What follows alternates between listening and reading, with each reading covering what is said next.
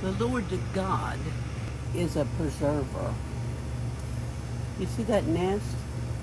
See those two little birds looking down at us? That mother hen has built right there on top of the porch light. In Proverbs, God said,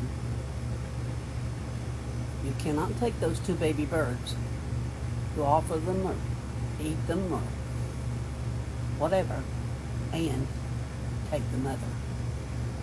You're not allowed to take even the eggs that were in the nest and the mother. You can't take the babies and the mother. God is a conservationist. He preserves the species. He has rules like don't cut everything on a hill. Leave places for animals along the edges so the animals can have places for their homes. The Lord takes care of all of us, even the tiniest creatures.